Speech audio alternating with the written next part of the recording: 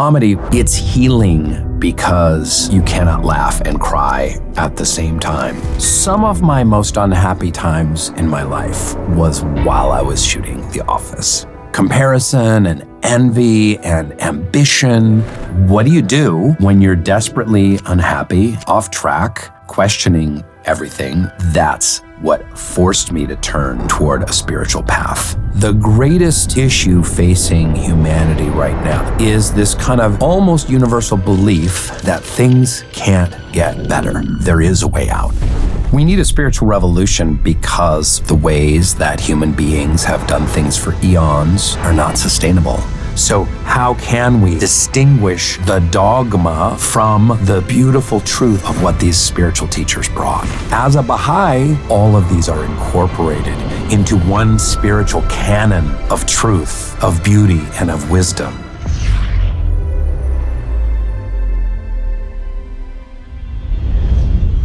Dude, I told my sister that you were coming on the podcast. Yes. She first off had a complete panic attack and then second broke out into tears because... And then she's showing up, right? For a selfie. A voice message in tears. That's nuts. I love it. That's nuts. Does that feeling of having brought joy to so many people's lives, does that like stay with you? Do you have like a healthy amount of pride with that? Do you think back about that time much? You know, it's interesting how time works, isn't it? And memory, because I shared a lot about this when I was promoting the book Soul Boom about a year ago or so.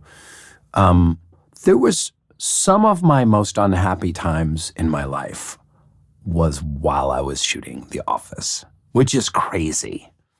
Maybe that's a little bit of an exaggeration, but I went through some rough times, some ups and downs, a lot of what I would call like chronic, anxious dissatisfaction while on the TV show, because, you know, we're wired as human beings to just want more. And it's kind of like, hey, I'm now a TV star after struggling for, 15 years as an actor. Why can't I be a movie star? And why can't I make more money? And why can't I get this kind of, he got that kind of deal. Why can't I get that kind of deal? And comparison and envy and ambition, it's never enough. And it's so funny now, sitting 10 years after The Office has ended and looking back on it and like, Rainn, it was enough. It was everything you could have ever wanted. It was your dream come true. I mean, to spend 9 years, 200 episodes, playing a really memorable comic character. You've kind of trained and groomed your entire life to play memorable comic characters, and from theater school and from being a nerdy teenager and onwards.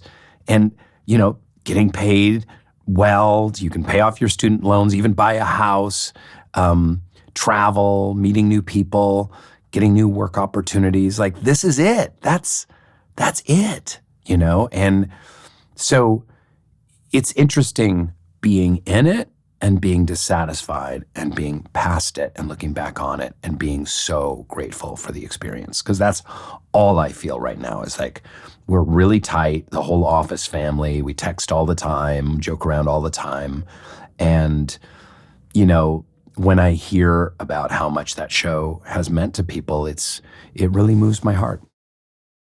Yeah, it's interesting how at that time you were struggling so much, and yet while so many other people were struggling, that character, that show was like really solace. It was like a healing balm for so many people. Yeah. Mm-hmm. And I know levity and comedy really does just give us some reprise and just like break from our own solipsism often, Yeah. Mm-hmm. And so what do you think about comedy as a healing force? Well, it's interesting.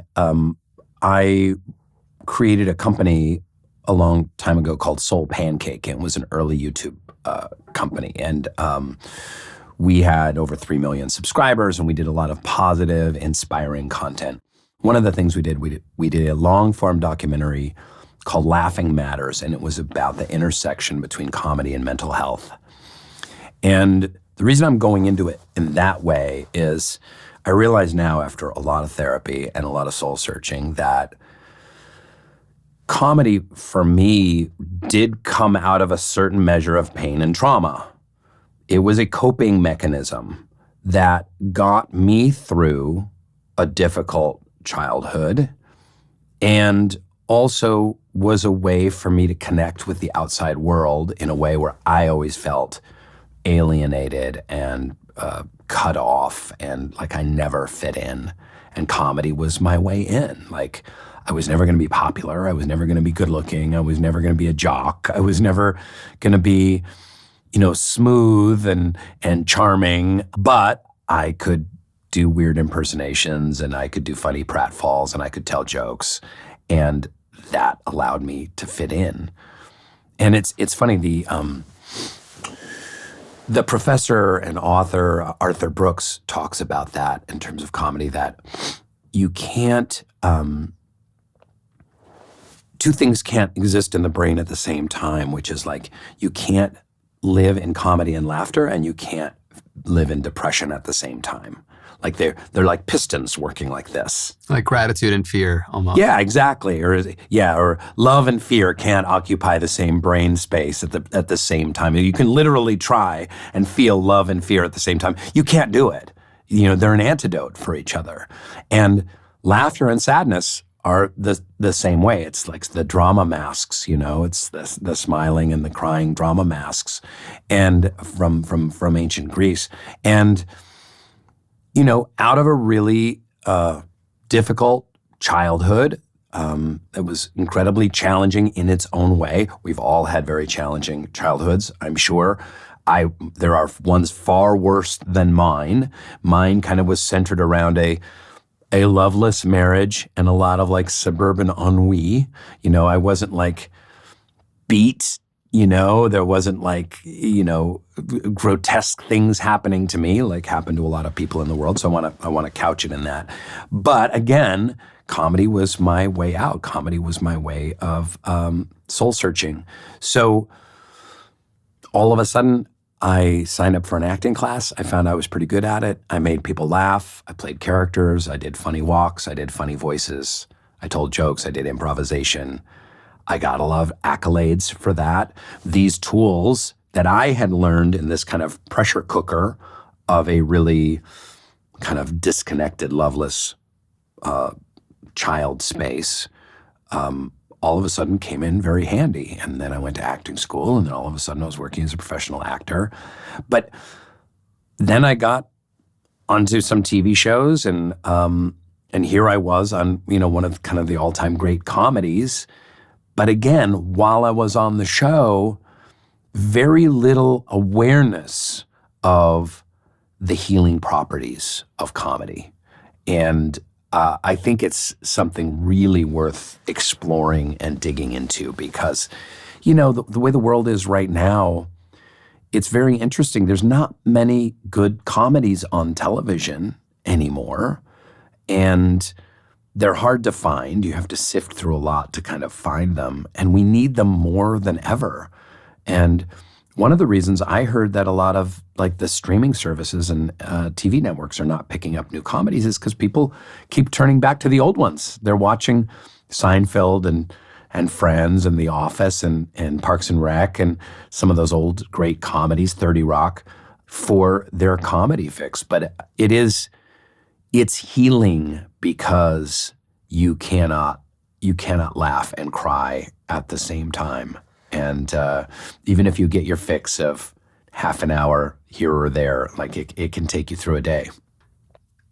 What happens when you take that insight, look at it through the lens of that for your childhood? Because I remember Robin Williams mentioning how comedy was kind of like a behavioral adaptation for making his mother, who was sick, feel better. Mm-hmm. And I'm curious about your thoughts between that link of the genuine, I guess, whatever you want to call it, gift, pull, dharma towards comedy, and then also like the trauma as a child that leads to a behavioral compensation of making everybody laugh as a way to cope. Mm-hmm. I'm curious how you think about that dichotomy. Yeah, it was a coping mechanism for me. I loved the classic American sitcoms of the 70s and early 80s. I grew up, I watched every episode of MASH. I watched Cheers, Bob Newhart, Mary Tyler Moore reruns, Bewitched and Dick Van Dyke and F Troop, and the list just goes on and on. I just devoured anything having to do with half-hour comedy. Then I discovered Saturday Night Live when it first came out in the late 70s, and Monty Python around the same time, which they would run on PBS all the time. You couldn't just go to YouTube and watch clips. You had to really search for great comedy out there. And Mad Magazine and Cracked Magazine, and these got me through my childhood. I just was drawn like a moth to a flame. And I think because of this kind of alienated emotional desert that I lived in suburban Seattle, that was a healing balm for me. Then, I remember talking about, I don't know if it was in Soul Boom, I also wrote a book called The Bassoon King that was kind of my comedic memoir. And I was such an odd child. I remember watching other kids in school to be like, how do normal people behave? I'm gonna watch people in the lunchroom. I'm gonna see how they behave, and then I'm gonna copy them. And my parents were very odd people. So I knew I was not gonna behave like my parents. So what do? So I'd go in the lunchroom, and then I'd see Mike Wenzel go up to John Valadez and say, "Hey, buddy, how was your weekend? Oh, here, give me a bite of that." And then take his French fry or something like that. I'd be like, "Oh, okay, great."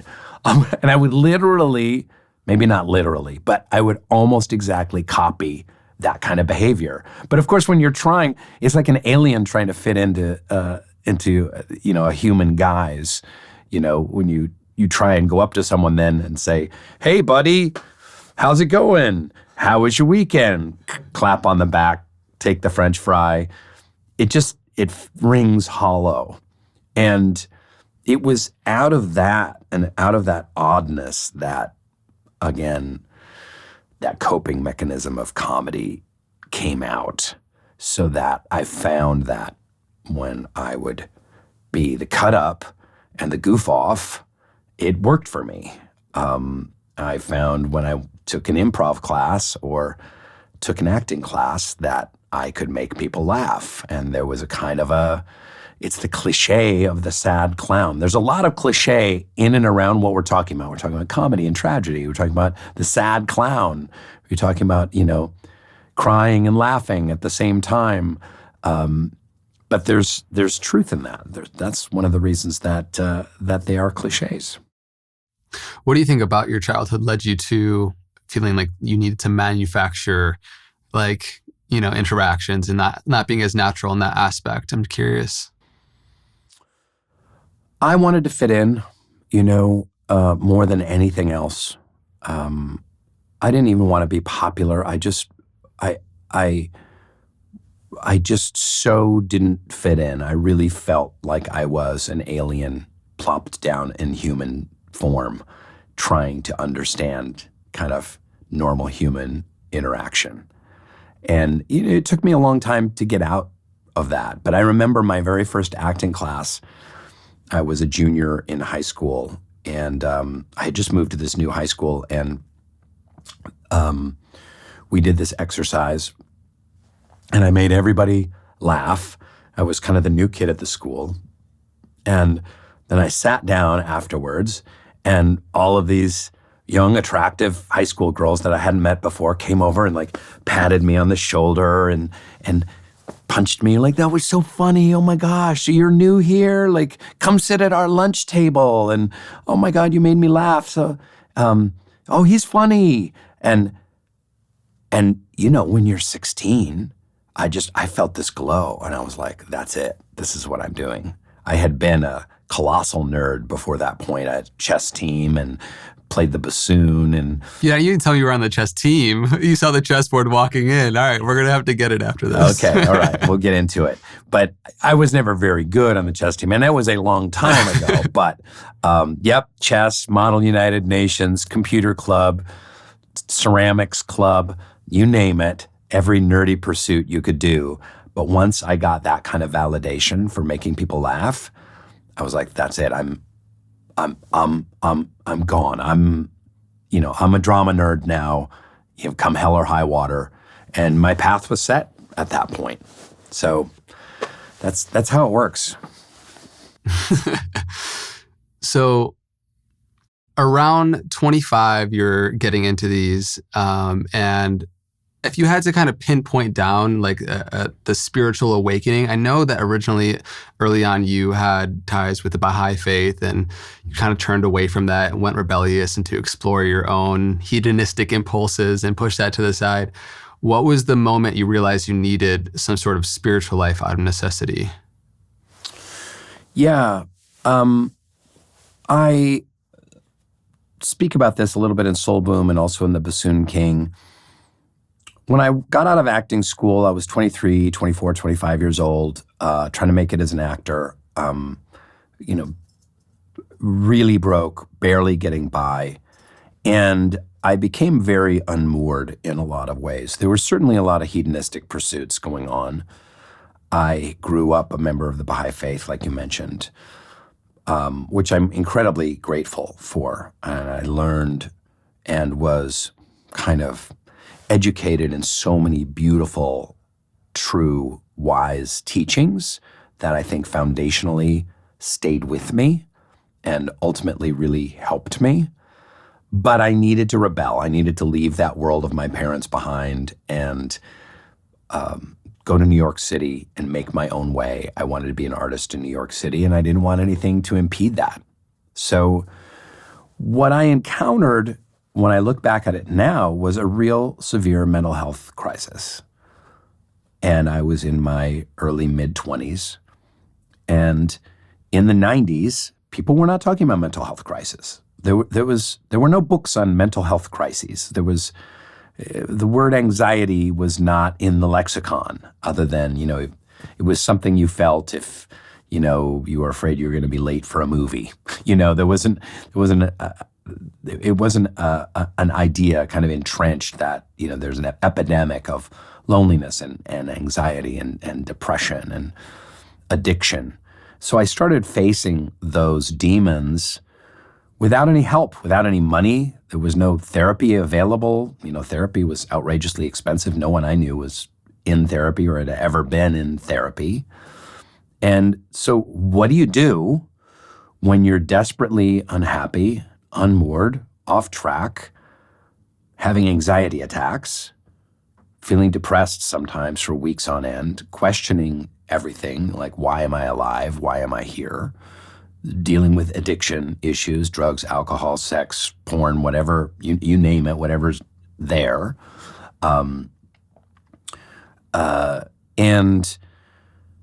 What do you do? So the only thing that I knew to do was to start exploring spirituality and a spiritual path.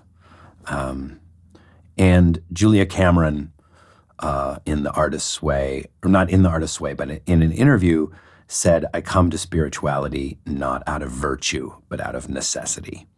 And that's what forced me to turn toward a spiritual path, was seeking a balm for the amount of anguish that I was in as a young man.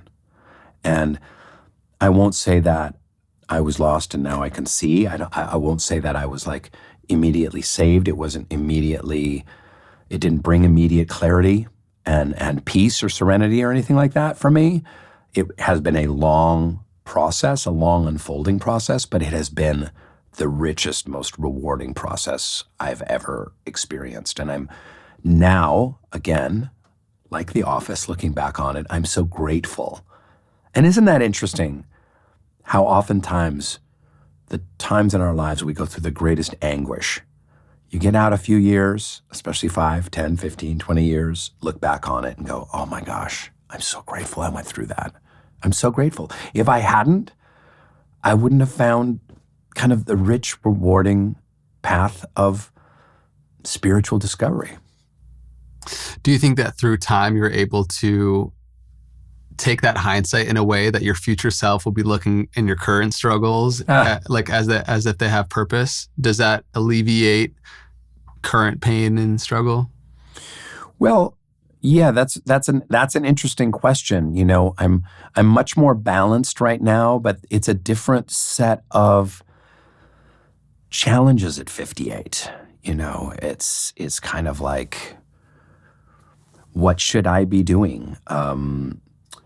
What is my life really about? Am I on the best possible path for myself? Like, A bit more existential. It's a little more existential. You have a little bit more of a sense of the end zone is up here. You know, it's only 20 or 30 yards away. It's not way down there. And every year, every clump of years, certainly every decade really counts when you're hitting your late 50s and headed toward, dear God, my 60s. So it's a different kind of spiritual crisis. So maybe when I'm 87, I'll look back and be like, oh, remember when you went through what you went through in your late 50s and how rewarding that was. And I'm sure there will be some of that. I'm sure there will. What are you currently struggling with to find some resolve there? Like if you look back at the past couple of decades, what do you feel like you're really needing to get clarity on, like in terms of meaning and purpose? Well, I still have a codependent relationship with show business, which is frustrating. Show business is just a giant popularity contest. I've gotten to play amazing roles since The Office. I've gotten to be in some incredible films and TV shows, and I did this travel show on happiness called Rainn Wilson and the Geography of Bliss that came out last year. And I saw that. Yeah, and it was really rewarding, one of the most rewarding things that I've done. And but it's hard making it in Hollywood, and it's hard, you know, getting in new projects and exciting projects and having people see you differently than Dwight Schrute has always been a challenge. So I still have that kind of iron in the fire. And, you know, there's part of me that kind of wants to just give a big fuck you to Hollywood and just move out into the woods and write books and play chess. And I may still do that. But so that's one challenge. And sometimes I feel a little bit stuck. Sometimes I feel like I've taken a lot of really positive steps. Like I'm in recovery. I've taken really positive, great steps in recovery. That's been a really rewarding journey for me. Writing Soul Boom, doing the Soul Boom podcast, having these kind of elevated spiritual conversations has been exciting and uplifting for me. But, you know, can I go deeper? What does that look like? You know, what does, you know, the great spirit, the great mystery, the cosmic force want from me in the next, you know, steps along the path before mortality, you know, rears its ugly, interesting head. One thing I'm very excited about is with my old business partner from Soul Pancake, Shabnam Mugharabi. It's a great name. You were about to say thanks as if it was your name. Yeah, almost. We're going to do a documentary on God called The Notorious God, based on the chapter from Soul Boom, an exploration of what God might look like in the modern world. I'd love to interview you for it. Are you open? Yeah, for sure. Okay, great. And, you know, projects like that to me are really exciting. I pitched it as a TV show all around town, and it got turned down everywhere. In fact, when I went into Netflix with it, they said it was too controversial, which is hysterical to me that you can have like dating shows where everyone hooks up with everyone, no problem. But if you want to do a documentary on God, it's too controversial. So that's the kind of the world that we live in right now. So those are my main struggles, and to find, you know, what's the best way for me to leverage what I've learned, what I know, and the stories I want to tell to help a very wounded world right now. There's parts of me that gets very angry and very engaged in the immediate stuff. You know, Trump has just won this election. I see that there's a lot of injustice going on in the world, and I want to scream about it right? But I also want to have a larger view of where we're headed as a species on this planet and address that beyond the partisan ups and downs of legislation and headlines and doom scrolling and, outrage clicks on the internet.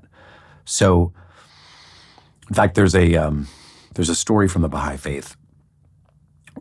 This woman named Rohia Khanum had this dream about this great spiritual teacher from the Baha'i faith named Abdul Baha. And there was a dam had broken and there was a big flood and the water was washing everyone's homes away and everyone was down trying to rescue people and pull them out of the water. And Abdul Baha was up on top of this hill doing something up there, and she couldn't quite see what it was. And she was like, what's Abdul Baha doing up on top of that hill? We need him down here helping everyone out of the flood. And then someone said to her in the dream, oh, he's building a machine to stop the flooding in the future. So there's nothing wrong with, in fact, it's lauded to be pulling people out of the flood, but there's also nothing wrong with doing something to build a machine or a system or a way of thinking that is going to prevent dam breaks in the future and has kind of a looking at things from a 20,000-foot view, a different perspective. Yeah, I think when it comes to the personal level, I'm curious to get your perspective on this. I feel like embarking on a spiritual journey is a fundamental reorientation of your life, your focus, your energy towards what matters most. And when it comes to service and fulfillment and meaning and how we contribute towards others in this life, in similar way to that story, it's like asking the questions of what's going to matter most, and can I focus on what are the root issues of so many societal issues? Not that cleaning up rivers isn't needed, it absolutely is. And also cleaning up the minds of the people that pollute the rivers, for example, is very important also. I don't know what to say, equally or more or whatever, Sure. But they're both needed. And I love that in your podcast, book, so much of your work, you're really attempting to shed light on how it's important to align ourselves with what matters most, because that's going to correlate to the most fulfillment in life. And so take it where you will, but in terms of what matters most to you currently right now, or what you think is important to reflect on for most people to realize that matters most, what comes up for you? Well, great question, and it goes to the thesis of my book, and it's something I'm madly passionate about. We sit here across from each other in Topanga Canyon. Is that okay for me to give away Topanga Canyon? Sorry. In a secret hideout in Topanga Canyon, California. Which I would say in a lot of ways is the epicenter of so much incredible healing modalities, spiritual ways of thinking, perspective shifts. But there is a certain kind of contemporary Southern California limitation to spirituality, where spirituality is used as a expedient tool to fight one's current anxiety or depression. For instance, I'm crazy busy with my life, whether I have a job, whether I work at home, I'm raising kids, what have you. Oh my God, I feel so flustered. I feel so overwhelmed. I know I'll listen to a spirituality podcast. I'll go to a yoga class. I'll burn incense. I'll get this app. I'll read this incredibly wise person, and it'll recenter and recalibrate my thinking, my being, my breath, my heart energy, and this will make my life better. There's nothing wrong with that. There's nothing wrong with that. In fact, I wish everyone would do that. I wish the world would do that. If we had, instead of hundreds of thousands or millions of people doing that every day, if we had billions of people centering around their heart every day, taking deep breaths, being in the moment, undergoing a spiritual practice, the world would be a much better place. But that journey can become very solipsistic, and it can become very navel-gazy, and it can become very consumerist, where I'm going to pay X amount for this podcast and X amount for this app and X amount for this audiobook and the X amount for this yoga class or this, healing practitioner. And in return, I want X amount of anxiety reduction so that I can go about my crazy, busy, flustered, overwhelmed life more effectively. Then essentially you're just trading dollars for a result. And that ultimately is not a shift in a kind of a greater awareness, right? So there's another aspect to spirituality which really comes from the Bahá'í tradition that isn't talked about as much in the spirituality world. And that has to do with collectively, where are we going as a species on this planet? And how can we harness and use spiritual tools to make our collective life better? When you really start unpacking Buddhism, for instance, and especially if you read the Dalai Lama, especially if you read Thich Nhat Hanh, but go to the source, the Buddha himself, the main awareness that one is cultivating is compassion. Why? So that you can relieve the suffering of others.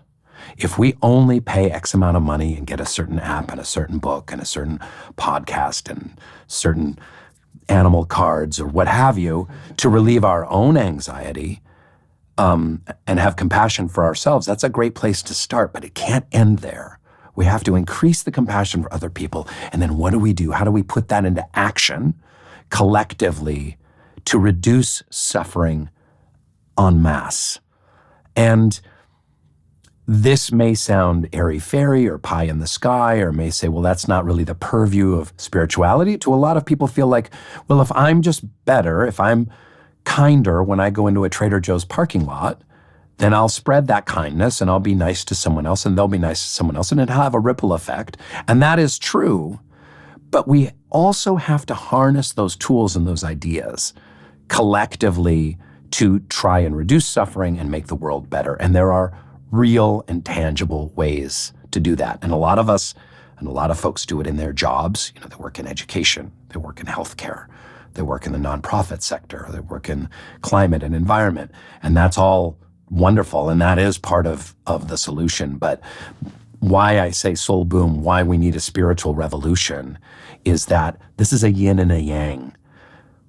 We cultivate our internal spiritual progress, our serenity, our awareness, our love, our radiance, our wisdom, our connection to the divine source, so that we can use it to help others. And the more we help others, the more fulfilled we are. And then we can harness that energy and help even more people. And in so doing, it becomes a cyclical thing. So part of the issue I have with contemporary Western ideas around spirituality is it often begins and ends with tools to reduce anxiety and doesn't move out into the world and find a kind of a collective harnessing of proactive action to reduce injustice and to limit suffering on a grander scale. So well said. And it's important to examine also where internally we have this, right? It's easy to point the fingers at other people. And I've definitely had this come up for myself where there's this sort of new age narcissism in a way, you know? And there can be this spiritual... You just lost 8,000 subscribers. Take it easy, folks. But yeah, the spiritual materialism where it ends in the confines of what benefits you personally, physically, right? And so there is, of course, the yin and the yang, the inhale, the exhale, the Bahá'í understanding of the integration and disintegration. And I've heard you speak to this as well, how in many ways, liberating ourselves is supporting the world. And supporting the world looks like physically doing things and supporting other people in so many ways. And so taking now a 30,000 foot view maybe go out to the blue marble photo and examine this human species where we currently find ourselves at the developmental process. In many ways, we could be seen as like a prepubescent teen, right? We're struggling in many ways, but we're also growing in so many ways at rapid pace. The subtitle of your book is Why We Need a Spiritual Revolution, right? So why do we need a spiritual revolution, Rainn? Well, I applaud you. You've actually read my book, and I love it. You've thrown in lots of little juicy little references there. Thank you so much. Yes, sir. It means so much. I really appreciate it. We need a spiritual revolution because we literally are seeing right now the grinding down, decay, and collapse of old ways of doing things. The ways that human beings have done things for eons are not sustainable. They're based on the worst impulses of humanity. They're based on, greed and one-upsmanship and every man for himself and self-interest and a dog-eat-dog world and all of these wonderful energies that allowed us to get to this place in time where we're sitting in this beautiful studio in Topanga having this amazing conversation, and there's lights and there's technology and we've got education. Like humans, struggled and overcame and had, ambition and war and conflict to get to where we are as a species right now on the planet. Two things. Number one, that wasn't all we were.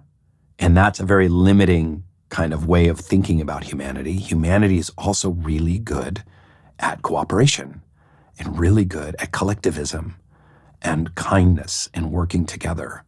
And some of the most successful societies are the ones that cooperated the best and were the best at trade and were the best at communication. Not the most warlike ones, that conquered the most land.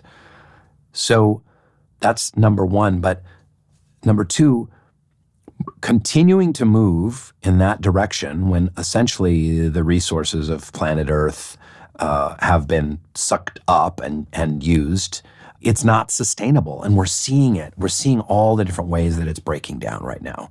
I go into a list of pandemics and soul boom of beyond the pandemic we just came out of materialism and racism and sexism and the mental health epidemic we talked about a little bit, and nationalism and militarism. These are all pandemics that are eating away at the soul of humanity in a large way. So we have to find a new way of doing things collectively. I try and bring some answers in there. I don't have any exact answers. I feel like the Baha'i faith has some really beautiful ideas about how to move things forward at the grassroots, which is a very important part of this. If there's a spiritual revolution to be had, I don't know that it's going to be immediately like global. I think it's going to start in a neighborhood. It's going to start in a cul-de-sac or at a school or at a church, or at a community center. And it's going to involve children and kids and youth working together, believing that they can change the world. Recently, I heard a phrase, and it really rocked my world, and that was that the greatest issue facing humanity right now, the greatest disease that we are facing is this kind of almost universal belief that things can't get better, that we are incapable of change, and that there's no way that we're going to fix the current state of affairs. This is a cancer that is infecting countless young people in the world today. It's at the heart of the mental health epidemic. This belief the world is not going to get better. I can't help make the world get better. We collectively, we're too fucked up. We will never collectively be able to make the world better. This misguided, cancerous, wrong belief is the biggest issue that people are facing. And this is one thing that you, your listeners, your viewers, this incredible community that you've built, the people that you interview, every single last one of them, are an antidote for and to, because the people that you interview and you talk to believe there is a way out. And bringing hope, bringing the possibility of collective change toward justice, towards peace, is possible, is kind of the most important work that we can be doing toward a spiritual revolution. Yeah, it's so easy when you're really so tuned into social media and the news and what's going on out there to have to develop that cynicism, that nihilism, that's just, it can get very scary. But there is a deeper intelligence that resides in our heart that knows there's a more beautiful world possible, as a good friend Charles Eisenstein wrote about. I love that book. That's why I quoted in there. It's one of my favorites. Yeah. Very inspiring. What do you think it is that really allows people to arrive back at the realization that not only can things get better, but they must? If this world that we love, we want to see continue, to flourish. I'm reminded of that story at 25 when another folk, I think his name, he played Andre, Dinner with Andre. Okay. Told you about, or just reminded you about the power of hope and not to give in to cynicism, right? Because it can be so alluring. Yeah. I was studying with Andre Gregory, and he's famous director and acting teacher, author, and he was the star of My Dinner with Andre. And I was doing this acting workshop with him, and he would meet with his students, and we sat kind of like we are right now at his apartment, had some tea. And he was like, "So, Rainn, tell me, what's going on? How are you feeling? What's going on with you?" And I was like, "Oh, Andre, I'm feeling overwhelmed. I just feel like the world is a pile of shit, and, or mankind's driving into a ditch, and things are bad out there." And he cut me off and stopped me. He did not tolerate that conversation. He literally grabbed my arm, he looked into my eyes, and he was like, don't do it. You can't be cynical. You cannot be pessimistic. The world wants you pessimistic and cynical. That's what the world wants, because then you'll sit there on your couch, on your ass, and you won't do anything. We have to believe that hope is possible. We've got to believe that change is possible.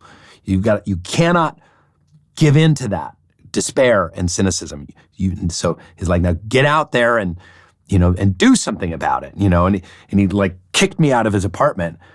And it was a seminal point in my life. I'll never forget that conversation. I'll never forget what the sun looked like, kind of dappling the cobblestones in the West Village outside of his apartment as I came out of his apartment. And words never rang truer than what I heard that afternoon. I was maybe 29, 30 years old, and I knew that there's not room in this universe for me to give in to cynicism and pessimism and nihilism. Of course it sits on us sometimes like a blanket, and you have to kind of wrestle with it and figure out a way out. And I knew at that point I needed to be part of the solution and not part of the problem, frankly. A quick share. One health tool that I've absolutely loved over the past few years is red light therapy. When I meditate in the morning, I usually do it in front of a red light panel, which, by the way, red light has over 4,000 peer-reviewed studies, many of which show how it helps with cellular healing, skin health by stimulating collagen, testosterone, sleep, mood, and so many others. I personally can feel the benefits in real time, and I think it's a great way to get healthy light in the morning, especially when the sun isn't out yet, or maybe in the winter months where there's less sunlight outside. So just 10 to 20 minutes each day is enough. Boncharge is a great option for red light devices because they have the lowest EMF on the market. They can switch between both near infrared and red light in one device. There's no flicker and they're lightweight.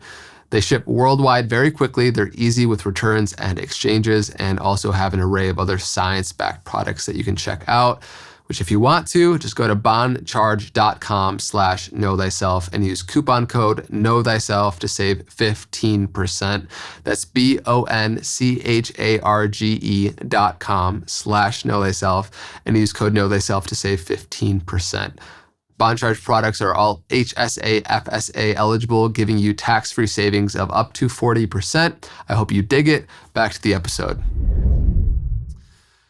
An area which is a big theme in your book and your work is this rising group of, quote, spiritual but not religious folk who, largely societally, as you've spoken to, we've thrown out the spiritual baby with the religious bathwater. And yet we all yearn for coming into wholeness and to realize our spiritual nature, whether you put, esoteric beliefs on that or you attribute it to more of a feeling of compassion and love, which we all have the capacity for.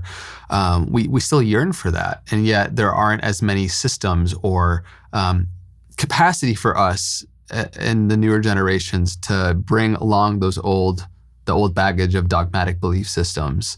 And so what do you see as the juxtaposition there between our deep need and yearning for spiritual truth and the falling away of outdated systems and religions? Well, I'll share what is a uniquely Bahá'í faith perspective on this. Which could you give, for people that don't know what the Bahá'í faith is, quick little... So the Bahá'í faith was founded in the mid-1800s in Iran, Persia. The prophet founder of the Bahá'í faith was given the title Baha'u'llah, which means the glory of God. Baha'is believe that Baha'u'llah holds a station similar to those of the great prophet teachers of the ages. Muhammad, Jesus, Moses, Abraham, Lord Krishna, the Buddha, Zoroaster, all of these great spiritual teachers come from the same source, the one source, what we in the Bahá'í faith call the unknowable essence, God, for lack of a better word. This unknowable essence is so vast and so unknowable and beyond human understanding.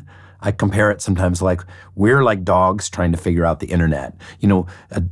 A dog on a keyboard can't figure out ChatGPT and how it works, right? It's a comprehension on a whole other level. That's like us trying to understand the divine. So we need these interpreters. We need these teachers to show us the path. So there's about 6 million Baha'is all around the globe.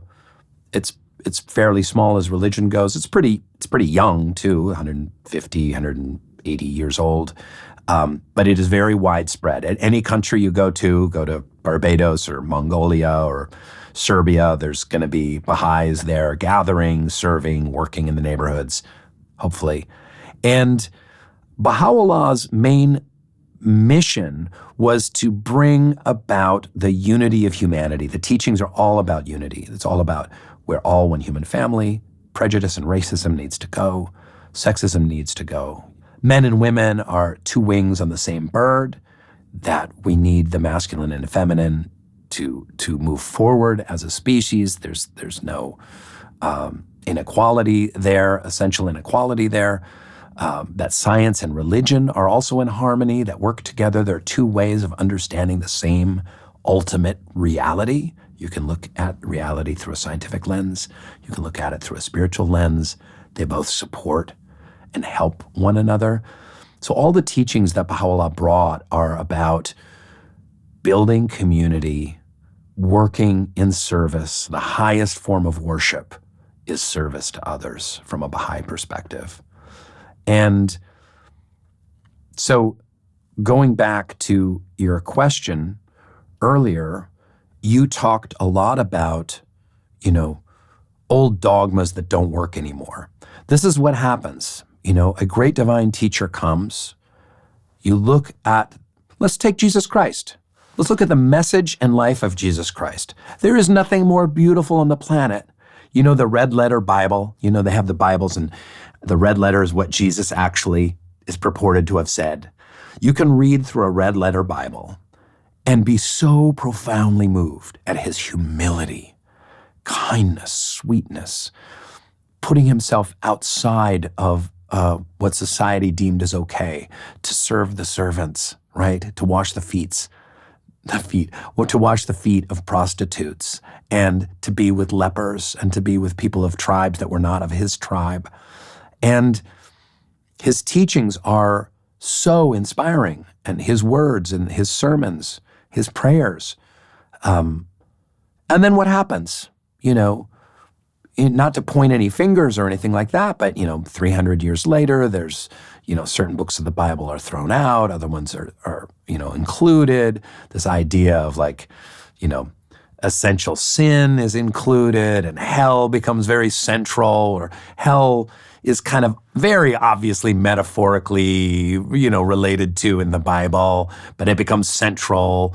And then there's wars between Protestants and Catholics that kill millions of people. I mean, huge percentages of the population of Europe were killed in wars between followers of Jesus. I mean, it's astonishing. And you look at the dogmas that have grown up and the mistaken beliefs that have grown up. And now in contemporary America, so much of Christianity is about making lots of money and being very militarized. And there doesn't seem to be any disconnect between guns and Jesus. And if you read the Bible, there's a huge disconnect between guns and what Jesus was saying, right? This isn't to point any fingers, but this is why these essentially pure spiritual ideas need refreshing every few hundred years. They need refreshing every few hundred, every few thousand years. So this is why new faiths come, is they're essentially the same message. The message is added to and moved on. So as a Baha'i, we get to read the teachings of Baha'u'llah, right? His eldest son, Abdu'l-Baha, also a great spiritual teacher. We get to learn from them. We also read the Quran. We also read the Bible. We also read the Bhagavad Gita, the Dhammapadas of the Buddha. All of these are incorporated into one spiritual canon of truth, of beauty, and of wisdom. So how can we distinguish the dogma from the beautiful truth that lies at the center of what these spiritual teachers brought? Muhammad, exhorted his followers not to convert by the sword. That was conversion by the sword was not allowed, actually. And very soon after his death, that became kind of the centerpiece of what it was to be a Muslim. So humanity takes, warps, changes these essentially pure teachings, and we have to go back to the source. And all of those holy books I mentioned and countless more are there for us. That we have thrown the spiritual baby out with the religious bathwater. We have said, oh, gosh, I hate what Christianity is doing today. So, blech, and we throw it out, and we miss not only the teachings of Jesus, but so many other great mystic teachers, and Thomas Aquinas, and mystics, and other folks, Thomas Merton, that you can draw so much energy and strength from. So I think part of the struggle for young people that are spiritual but not religious is to say, hey, are we sure we haven't, tossed everything out? Like, let's go back to the source and really get connected from these incredible, beautiful teachers.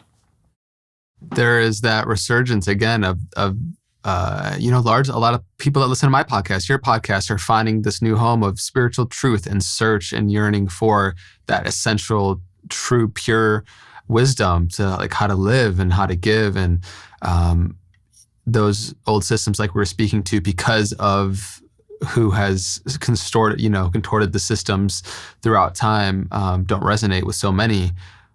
When you use the word spiritual and that we are spiritual beings, I'm just curious how you define that and what you mean by that, because it can mean many things to many people. How do you think of it? Yeah, that is such a key question, and it's very important to set our terms. What do you mean when you say a spiritual revolution? What do you mean when you say spirituality? Because it does mean a lot of different things to a lot of different people. And even working in this space, as you know, I'm doing a spirituality podcast, and people want to come on my show that channel, angels. There's nothing wrong with channeling angels at all. I believe that one can channel angels. I believe that we can speak to the people that have passed from this tiny kind of pathetic material realm that we live on, into the realms beyond. 100%. That's not exactly what I think of when I think of spirituality, however. So, who am I at my core? Know thyself. If I'm knowing myself, what do I know about myself? Well, I just pointed at my body. I felt a sensation in my chest with my finger. I have a rapidly decaying 58-year-old, still pretty fucking amazing body that does all kinds of weird things. My right knee creaks, right? My sinuses are a little stuffed up right now. My neck has a little tweak in it from how I slept on my pillow last night. I certainly have an awareness of my body, my breath, my blood. And frankly, this body is going to serve me for 20, 30, 40 more years, and then what is spirituality? Whatever is left that is going to continue the journey is spirituality. So it's like science and faith, or science and spirituality being two sides of the same coin of reality. I remember when a friend of mine told me once, and he was kind of refuting spirituality. He's like, aha, they found in a brain scan the exact place in a human brain where you have spiritual experiences. And he was saying it like that, aha, that disproves, it's all an illusion. It just happens in the cerebral cortex or whatever. And I was like, yeah, exactly, because it's one. It's all one. The physical realm and the spiritual realm are the same. They're in complete harmony. My consciousness is kind of the best way for a kind of spirituality 101 to understand what spirituality is. Because what is consciousness? Like, here I am having this conversation with you. I'm taking in your radiant face, and I'm breathing, and we're communicating, yes, with words, but we're communicating deeper than that too. We're communicating with our bodies, with our energies. Memories are coming up for me. I'm feeling things. I'm feeling joy. I'm feeling self-doubt. I'm having memories from my past. This is all part of consciousness. And this consciousness doesn't go out like a light bulb when this rapidly failing body ends. So it's the divine spark that's within all of us. I don't even want to say within, without all of us, around all of us, inhabits all of us, that can be cultivated, in meditation and in prayer and in service and in elevating and centering those qualities of the divine that we all have. In Islam, there's 99 names for God, right? The compassionate, the kind, the loving, the strong, the list goes on and on. These qualities of God are qualities that we have to know thyself. To know God is to know thyself, it says also in the Quran.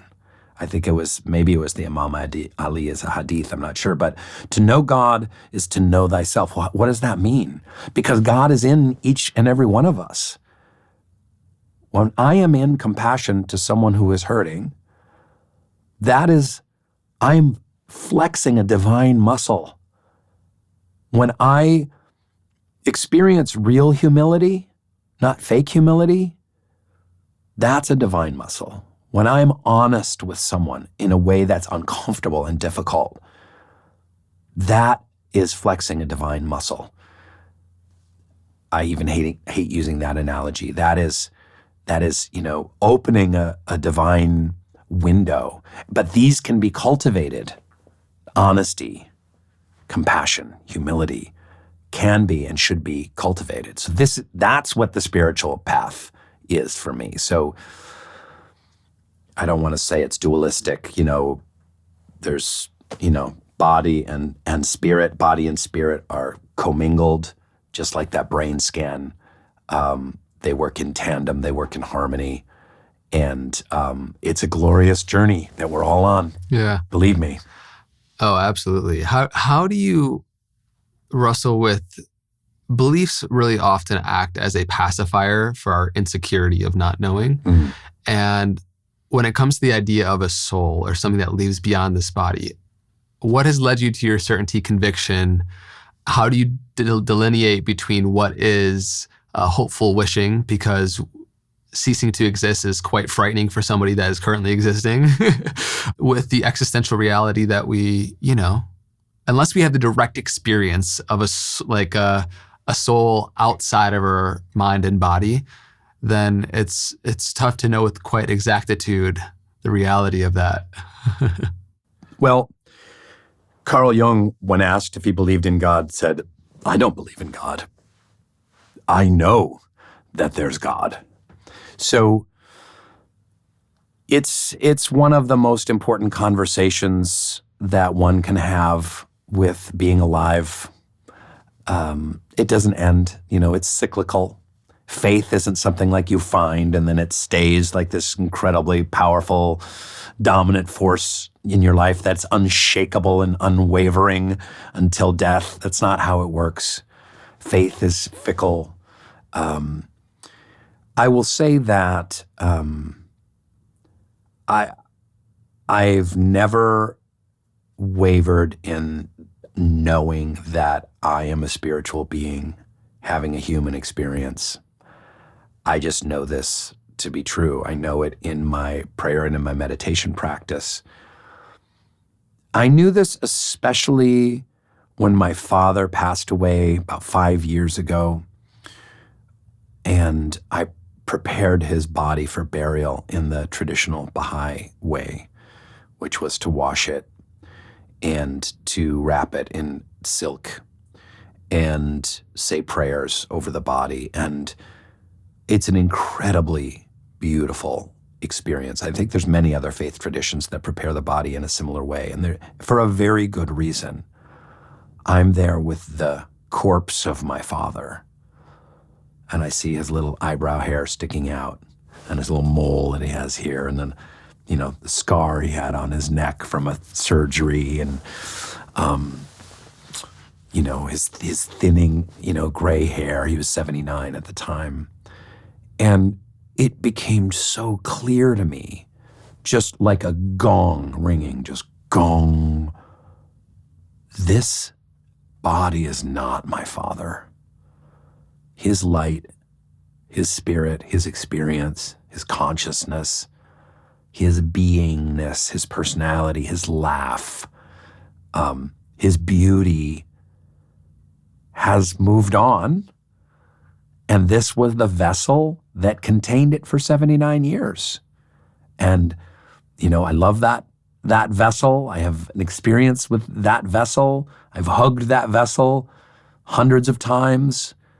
But that's not the reality of my father. And anyone who has that experience of seeing someone that's passed, this can really help you to help one to see the continuity of existence. And everything I read, everything I think, every time I connect with nature, I see a continuity of existence. And so I just have a profound fundamental sureness about that. It's in every faith tradition. You can read about near-death experiences, and in every culture of the world, near-death experiences have the same kind of essential tenets, right? And this idea that our ancestors, our family members, greet us and move us on is in every culture on the planet, from pygmies to Andean Indians to Inuit peoples to you name it, Vikings.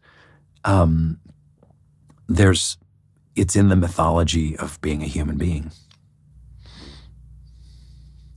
Earlier, we referenced when talking about death and your young and spry 58-year-old body that whatever 20, 30, 40 more years that you have. I think a lot of us think in the way we're like, we're kind of guaranteed to like maybe 80, 90, at least we hope, right?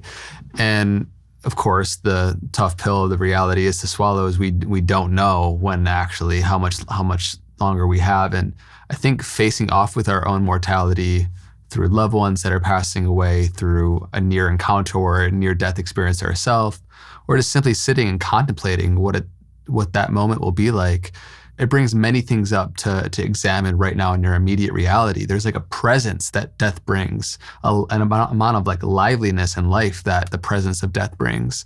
They're kind of, in many ways like two sides of the same coin. And so I know that you love to talk about death and you've experienced it obviously with many people and your father.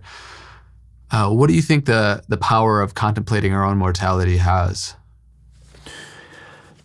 When I had this YouTube channel, Soul Pancake, we commissioned a show from a young filmmaker, Justin Baldoni, also a member of the Bahá'í Faith. Good friends with his sister. Oh, really? Yeah. You know Sarah? And their family. Yeah. Oh, that's great. We commissioned Justin Baldoni to do a show about death. That was his idea, called My Last Days. And it was a viral hit. These shows had hundreds of millions of views, and they were all about lessons about life from people at the end of their life. Who better to learn from than someone who's facing their own mortality? And every episode is just gorgeous and touching and heart-wrenching and uplifting. And we had people writing in saying, I watch an episode of this every single day because it reminds me how precious life is. So I think facing death and mortality is crucial. It's not something we do very often in Western society. Death is something you don't really talk about. We live in a denial around death a great deal. In the Tibetan Buddhist tradition, there's several meditations on death that are, you can Google them, trust me, look them up. They're incredible. I forget the name of the meditation, but it goes from like meditating about being in pain, meditating about taking your last breath, meditating about people around you grieving, meditating about passing on, meditating about your body, meditating about your body going into the ground, meditating about your body dissolving into the earth. And it just goes from step to step to step that you do a deep meditation on all of the pieces of your mortality. And it's incredibly powerful. I've tried it before. Have you ever tried one like that? I have tried death meditation, yeah. Yeah. Powerful. It is, when you go into the nitty gritty of like, what is that going to be like if your family was around you at a hospital bed when you passed? Like, what would it be like for you? What would it be like for them? Like, what would happen to your body then? Like, then the IVs are unplugged and your arms are folded and the blanket goes over. And then step by step by step, it's incredibly powerful and revitalizing. And guess what? Life is short, it's precious, it's beautiful. And this is, again, why we need a spiritual revolution, because the hours are short, my dear friend. And we have much to do with them. Yeah, there's that, again, that immediacy of what it brings to the forefront of like imagining we're on our deathbed, and just envisioning that. What does that bring up in us in terms of what we felt like we haven't resolved in our life, or what becomes most important in that moment of death, right? And again, like we were speaking to earlier, can we align our life in such a way that when we arrive at that moment, we can embrace the other side joyfully, and like kind of with a sense of abandonment and completion with this life, Yeah. Do you feel like you've gotten closer to being able to be at that place? I have. I think, one of the aspects of death meditation and and looking at one's mortality is, you know, are you good with God? You know, have you cleaned up your messes? That's a great thing the 12-step program gives you. Yeah. You know, this idea that when you're wrong, you promptly admit it. And you clean up, you make amends for people that you have hurt. You practice forgiveness. You know, are there people we have yet to forgive? Forgiveness is a tough one, right? You know, are there amends that we owe people? Is there wrongs that we need to right before we die? But also the famous quote of like, no one goes to their deathbed wishing they had worked more. You know, are we connected enough? Could we be connected more? What about that family member that if you were going to your deathbed, you wish you could have given one final hug to or connected with? Those kind of regrets and remorses we don't want to be saddled with. You know, we want to go joyfully. And so I feel good right now. You know, I've made some big mistakes in my life. I've done some messed up stuff. I've hopefully cleaned it up. Hopefully I'm good with folks pretty much. And I feel incredibly grateful for the life that I've had. I mean, I have been blessed. I don't know why. I don't exactly know why. I have gotten to work at my dream job, that dorky, weird kid in the high school, you know, skit, you know, getting those accolades from pretty young women and deciding to become an actor, you know, getting to be on one of the great TV shows, living my dream, and then getting to share and have conversations on Soul Boom about spiritual conversations that help make the world a better place. I mean, I'm so blessed. You know, it's up to me to not fuck it up and to just kind of continue to try and spread the light. Just, it feels like an amazing amount of self-acceptance and acknowledgement. And I know there's, of course, many moments in probably both of our lives and many people that are listening that completely forget that, and to acknowledge how far we've come and the impact that we've made and the good that we've done. But I think it's an important reminder to see where am I at on God's balance sheet? You know, where do I need to make some more deposits? Where do I need to make amends? Where have I not forgiven so I can be ready for death should it come in this moment? You know, that's powerful. Yeah. I'm reading the new book by Father Gregory Boyle, who's one of my favorite human beings on the planet. Have you had him on your show? No, I've never heard of him. Founder of Homeboy Industries. He's taken tens of thousands of people off the streets from gang activities and out of prisons and put them into the working world. And his books are, his most famous one's called Tattoos on the Heart. And his new one is called Cherished Belonging. And he's getting up there in years, you know, and you can kind of tell in his writing, and he is one of the most radiant, beautiful human beings on the planet. Jesuit priest, founder of Homeboy Industries. And has taken tens of thousands of gang members, you know, out of prison and off the streets into, for lack of a better word, rehabilitation. But that's a gross word. In Cherished Belonging, he just talks about God and just really rethinking God. And he said, God is there when you're kind. God is there when you're tender. God doesn't have time to be judging you. God is too busy adoring you.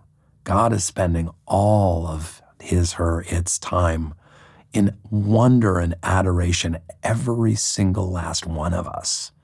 There's no time on God's calendar to be judgmental or disapproving or, you know, moralistic or anything like that. We're unrepeatable miracles of the universe, and God looks at us with the adoration that we look at if you have a child, of a toddler, you know, taking his first steps. That's how God is with us all the time.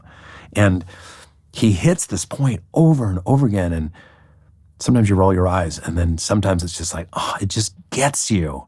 And it's been so beautiful for me to just read this and be reminded of that idea of the divine, that there's not a disapproving sky daddy, patriarchal, bearded, mean guy in the sky who's like Santa Claus checking off who's naughty and nice, but there is just this force that loves us beyond all measure and is there for us at any second in time. It's just there. It's absolutely there. So I think getting right with God is less about any kind of like accounting.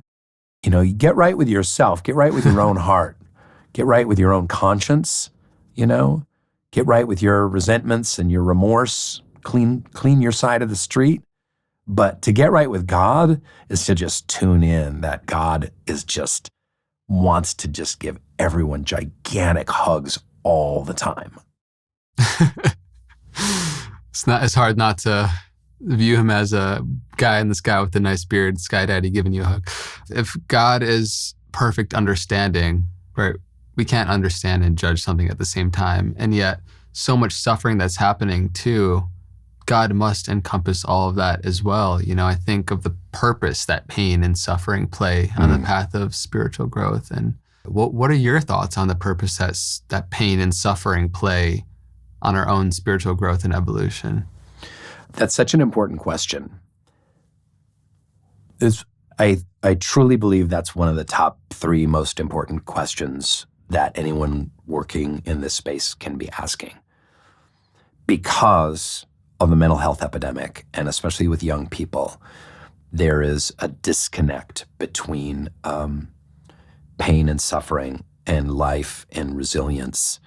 And when you have a deeper understanding of the purpose of suffering and misfortune and tests and difficulties, it can give you such a greater resilience to live a much more full, deep, and vibrant life, especially for young people undergoing mental health issues. What is the purpose of our physical reality? Let's just suppose, put all your skepticism out the window, and let's just say that there is pure, beautiful, cosmic source understanding, light, beyond time and space, infinite, and that we'll call it God, and this God wants what's absolutely best for us. Why does this God put 7-8 billion of us into this physical universe, into these flesh suits for 70, 80, 90, 100 years? Why does this happen? You know, in a certain way, this must be the perfect soul-growing laboratory. Otherwise, it wouldn't have been created. Again, we're taking the supposition that there is this all-encompassing, beautiful, loving light and this is just the beginning of a journey of great continuation. So, what is the purpose of our physical reality? It is to struggle and grow. We're here to struggle and grow. This is why oftentimes atheists say, well, I don't believe in God necessarily, but I can understand that we might be an avatar inside of a video game. This might have a meta, construct element to it. And when we die, we wake up outside of this kind of 3D hologram reality, because video games are kind of a great metaphor for being a human being on planet Earth. You struggle, you suffer, you have limited lives, you beat the beast monster, and you overcome, and you hop from ledge to ledge, and you drive your car here without crashing or whatever to move forward. And this is what it is to be a human being. And there are some terrible tests out there that I wouldn't wish on anyone. One can only guess at God's infinite wisdom. It's one of the big kind of metaphysical and philosophical questions of all time. If there is an all-loving God, why is there so much suffering on the planet? But for the majority of us, again, our suffering and our tests and our difficulties are the things that we end up being the most grateful for. And that's because they've allowed us to mature and grow wiser and grow closer to God and develop those spiritual qualities we talked about before, like kindness and generosity and joy and humility and honesty. That's what this 3D construct world is for. We've got a short, there's a metaphor in the Baha'i faith. There's some mystical writing that it's like this physical world is like a banquet hall. And it's a sparrow flying through the banquet hall, and it flies through and it bumps against the windows and it eats some grapes and some pie, and it flies through and it flies on out. And that's life, is a sparrow flying through a banquet hall. I just love that image for some reason. I'm not exactly sure why, but that's what we're doing here. That's the purpose of physical reality. And, the Buddha said, life is suffering. You can also translate it as there is suffering. We are in suffering, and guess what? There's a way out of suffering from non-attachment, and we can be freed from so much of our own suffering. And I will say that if humanity were able to put aside war and greed and materialism and nationalism and one-upsmanship and kind of the most grotesque aspects of capitalism and consumerism, and we were able to come together in harmony and service on the planet and put all of that technology that's currently used to be building drones to be fighting cancers and diseases, we could absolutely feed everyone on the planet. We could be living a very healthy, beautiful, amazing life. We're not there yet. You talked about humanity being in its turbulent adolescence, which is very true. And humanity's going to head to rehab. We're going to have to fall down hard and split our head open, and there's going to be some suffering.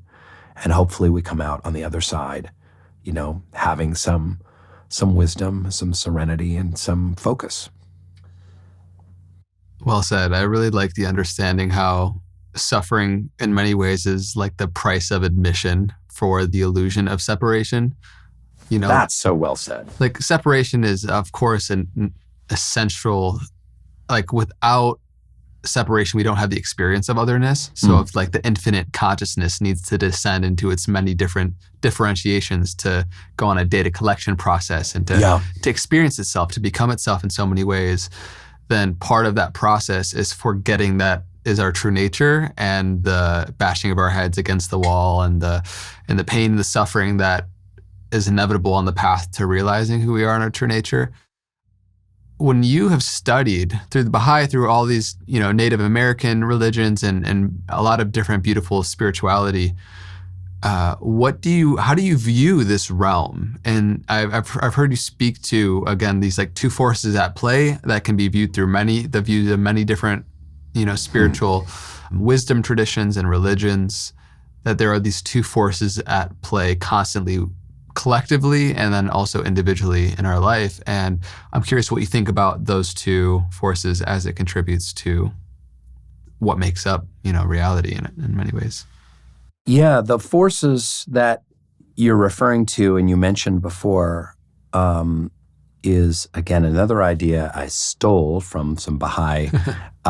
I borrowed it from some Baha'i ways of thinking. But I just love the way this phrase sums up so much of what's happening in our contemporary life. There are forces of integration bumping up against, working alongside forces of disintegration. Both of these things are happening at the same time. Our political system is disintegrating. It's becoming more and more disunified and corrupt as it goes along. And at the same time, more and more people are searching, are questing, are looking for connection, are coming together. More and more social injustices that were just a given a few decades ago are now questioned, at the grassroots. And this is another thing that's hard for young people dealing with a mental health crisis to see. They only see the disintegration, and they're not looking towards the integration. Or they're confused that there are two forces going on at the same time. We like things black and white, like, oh, the world is a mess and it's all fucked up and it's all falling apart, right? Yes. The world is also beautiful. People are coming together. There are amazing things happening. There's incredible organizations and movements and communities that are being built at the same time. So how do we hold in our awareness both of these things happening at the same time? It's very much in the Hindu tradition. I wish I was more well-versed, but I'm thinking about like Maya and a world of illusion. I'm thinking about like gods of chaos and gods of peace and, all of these forces kind of swirling at the same time. And our job is to align ourselves with the forces of integration. So where do you find that? You can find that in a youth group, in a therapy session, in a 12-step room, in a church basement. You can find that at a synagogue. You can find that in a meetup.org hiking group on a Sunday morning. You can find that in a meditation group. You can find it in a nonprofit that's really trying to make a difference. You can find it in a group of people that are addressing injustices and imbalances in your neighborhood or community and are actually doing something about it. Align yourself, hang your hat on the forces of integration. Disintegration is going to take care of itself. The doom scrolling, the headlines, the outrage headlines and outrage clicks, that's all happening. We get to let that go, and in these brief, beautiful, sacred days that we have left, align ourselves with integration, with people coming together and building community. I love that, man. It's so important. And so many amazing reflections on the nature of who we are and the time that we face is I've really enjoyed in this whole conversation. A question that's just coming to me now, like let's say we go to Rainn at 80, reflecting back at you right now. Okay. Much like you would probably at your age currently reflect back at, your time at 25. What would he be saying to you? What advice would he be saying to you? What do you think he would wish that you would give yourself some more credit for? I'm curious what you think future you hindsight looks like. I guess, I don't know. That's such a great question. that would be a great question if you or someone were conducting a workshop or something like that. There could be a written meditation. I did one when I was in a therapy retreat where we had a conversation with our wise self. It wasn't necessarily an older self necessarily, but you put in an empty chair, you put your wise self. Yeah, spiritual gestalt. Yeah, it's spiritual gestalt. It is. And then you talk about what's going on with you, and then you sit in the chair and you become your wise self, and then you speak to yourself from the wisest part of yourself. So I guess it's, there's more work to do. What's coming up for me right now, just on a gut level, is ways that I limit myself. And I think that we all limit ourselves. Part of my spiritual journey, my 12-step recovery journey, my therapy journey, has been to let go of my limiting beliefs. And if you had asked that pimply, awkward teenager who at age 13 was watching Mike Wenzel slap John Valadez on the shoulder and ask him about his weekend, if you had said, hey, 45 years from now, you'll be writing books, you'll be having fascinating conversations, you'll be a successful actor, you'll have a successful and beautiful long-term marriage, you'll have a family, you'll be healthy, you'll have something to offer, you'll be working in philanthropy. Like, that would be beyond my wildest dreams. But what was it about me that limited myself in my 20s and 30s and held me back from believing that I could bring a great deal of light into the world. I'm not trying to put myself as some kind of guru or anything like that. I'm really not. I'm an actor. I've suffered. I've read a lot. That's it. But can I continue to shed self-limiting beliefs that are holding me back from maximizing my divine possibility? So that would probably be the conversation. What does that look like? I don't know what that looks like. Could it be more books and bigger podcasts and larger conversations with more people? Maybe it looks like that. Maybe it looks like getting smaller. Maybe it looks like letting that stuff go and turning inward a little bit more and spending kind of more intense time in a deeper contemplation to try and get at something even more true and more deep and more internal. Maybe it's both.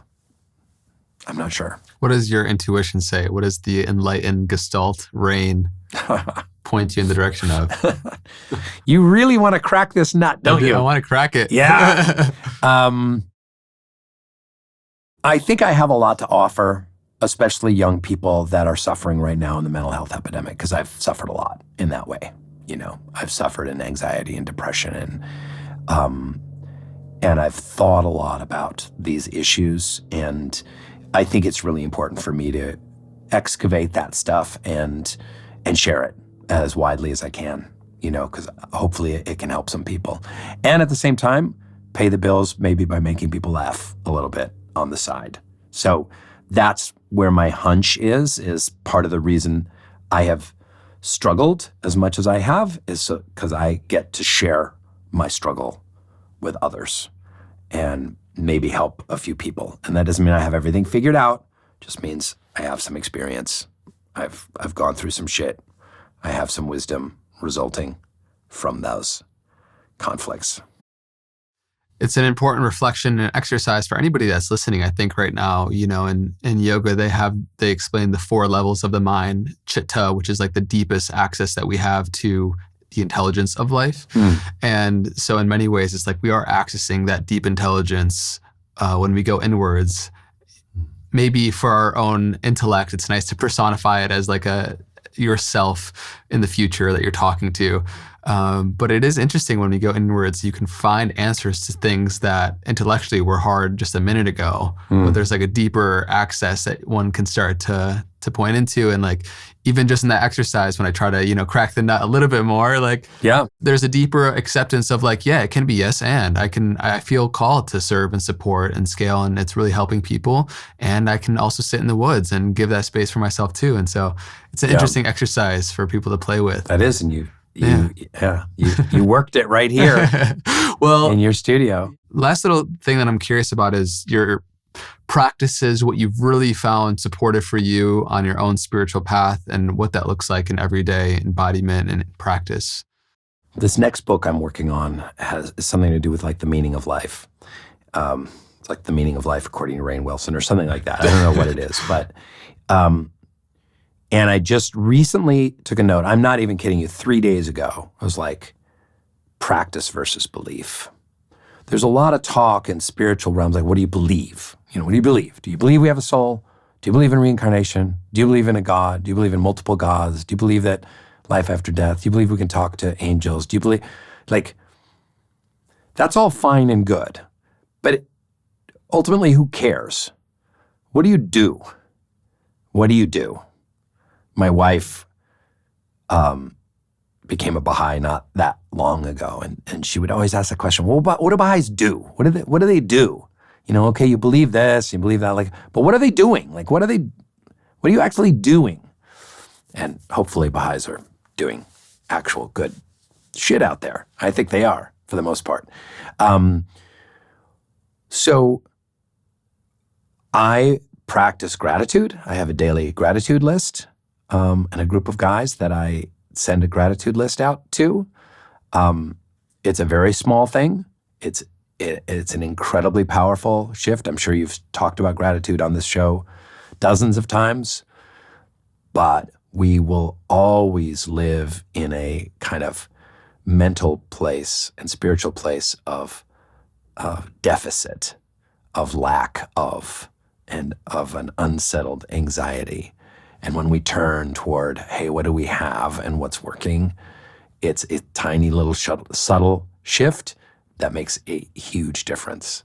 So I have a daily prayer and meditation practice. Meditation is very simple for me. It's like 15 minutes. It's just a quieting of the mind, and it's opening my wise self to the reality, to a greater reality.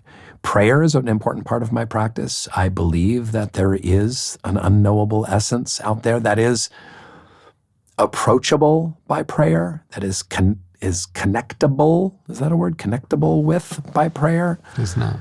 And I believe that prayer and meditation are in a dance together. It's reaching out, it's beseeching, it's longing, it's connecting, and it's being open, and it's listening, and it's being still. So this is a very important part of my practice. As a Baha'i, I say a daily obligatory prayer every day that kind of grounds me and reminds me of my place in the universe. Baha'is have a period of fasting, so there's a 19-day period every spring. The Baha'is do a deep fast.